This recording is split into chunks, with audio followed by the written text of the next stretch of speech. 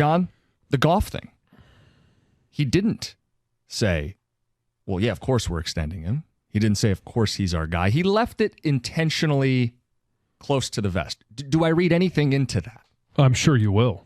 But no, I don't. Hold on. I've turned a corner. I want to get him paid. I was surprised. I thought it would have been a layup to go, well, of course, we'll figure out terms, and it's got to make sense for the player and us, but we like him and want him back. I think we will know in the next couple of weeks if we don't go into free agency and he's got an extension, because that extension clears up more cap room for a lot of the different things that they may or may not want to do it lets you during plan. free agency. Yeah, it lets you plan beyond this season what you're going to do with the structure of your football team, because he is a big picture guy, not a rush in and get one guy to fix everything. So maybe it's nothing, but it felt intentionally vague. And he says out of respect to the player, which he said previously before, so I don't want to overread into it, but it felt like... Well, why not? Why is it not just, As a guy in that situation, as the player in that situation, you're always looking, your agent is always looking, well, what is he saying? Every single time he opens his mouth. Yeah. It's a negotiating tactic. So he's in large part protecting himself from putting anything out there that the agent could say, hey, well, you said this to the fan Costa and base. Jansen, you said 4 years, $220 million. We're holding you to, and he would never say that. No, but anything that you can put together to say, hey, we heard your intentions, we heard what you're talking about. This is now our price. That's oversimplifying but is it a secret? I mean, it shouldn't be a secret, right? Jared Goff, chance the guy delivers. You know what? Should a hangnail be not listed on the injury report? They treat everything as a state secret. So it's no shock that re-signing or extending your quarterback would be a state secret. And here's why. Everybody knows what cap numbers teams have available. Mm-hmm. And so as you're trying to make plans, okay, what can we offer, L'Jarius Sneed?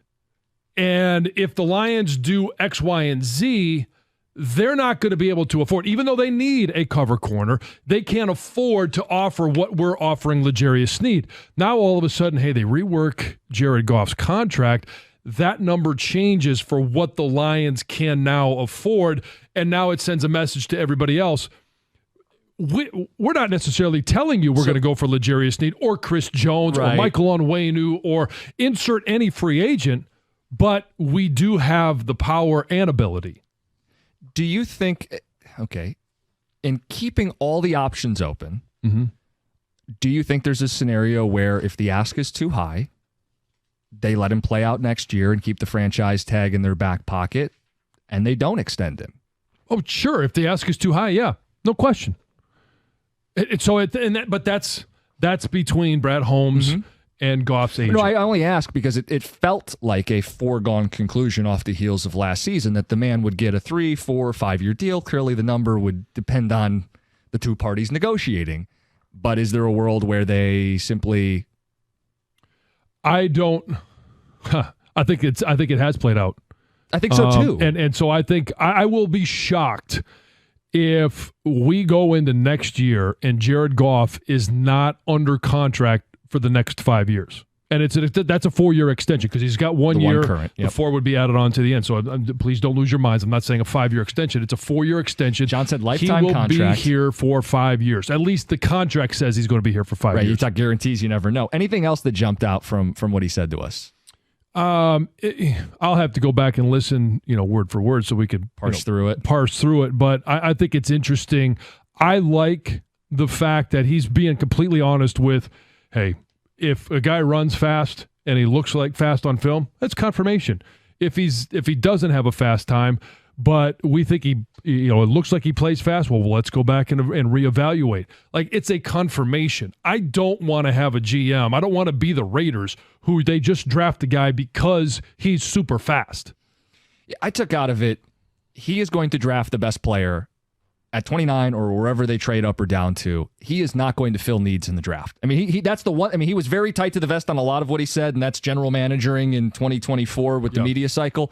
But the one thing he was pretty definitive about is the needs will be filled in free agency more so than the draft. That if whatever you determine the need to be in that building, and this is another way of evaluating it, what he signs in free agency will be the biggest needs this team has in his mind. That's a way we can kind of get inside his head a little bit, is if he targets a corner in free agency, then that had to be one of the biggest needs, or he wouldn't have done that, because that's where he wants to fill the needs, is in free agency. The draft is for taking, as he put it, cornerstone players, and that might be running backs, tight ends, linebackers, the way it was last year. It could be a safety. It could be a, quote, position you don't take in that spot. At 29, he's going to take the best player. There's no position for you, if you're mock drafting, to slot for the Lions at 29. Well, and I think the blowback will be much less. Drafting at 29, right, a player that is best player available, and we all, and most everybody, you draft a running back at 12? You draft a linebacker at 18 or 19? And then you followed up with a tight end? Like all of those things last year, but it paid off. So, but that's not the point, is you start that at 29, best available. Now we can argue who is the best available, but if you are taking the guy that you think is the best available, positional value means much less at 29 than it did at 12. Okay, so the biggest needs this team has are what? Well, it's corner, edge rusher, interior offensive line. Yeah. Those are the spots we should expect to be addressed, some or all, in free agency then, which gives him the flexibility to do whatever the hell he damn well pleases with the 29th pick. The Honolulu blueprint is coming to fruition. Well, we're trying to get what we can get and read into what we can. But, I mean, the combines this week, we're going to start getting more information on what teams. The other thing I was curious about is when I asked him about strengths and weaknesses, he wasn't comfortable addressing it just yet, because sometimes we hear most of the work is already done from watching these guys in the fall and then evaluating their tape in the fall. I'd always thought combine and pro days are for maybe moving a guy up a couple spots or taking a guy off the board. But for the most part, I would have assumed they had their guys. It's clear there's just more that goes into it this time of year than maybe people give credit. For some GMs. Yeah, because they have a whole lot of people that are telling them who they think they should draft. And then they're going to take the top 15, 20, 30 guys. They get 30 invites. They're going to take those guys and then evaluate themselves. I think for Brad Holmes, it's a hands-on type of evaluation. He's not just going to rely upon the room of scouts that say, hey, this offensive lineman, you should take a look at him at 29, or this defensive back. He is actually going to be much more hands-on than a lot of other general managers. So that list of guys is much larger that he's going to be looking at. And during the season, are we thinking, there's a certain amount of his day or week that is set aside for evaluating next year's crop of draft picks, but he's also running a football team. So that's all pushed back a little bit more. You got a scouting department for a reason.